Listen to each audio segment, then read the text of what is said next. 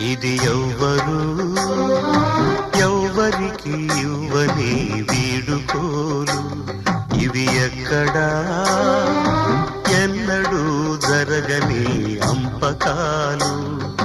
దేవతా తరలిపో, తల్లిగా మిగిలిపో, వదలలేక వదలలేక గుండె రాయి చేసుకుని ఎవ్వరు ఎవ్వరికి ఇవ్వని వీడుకోలు.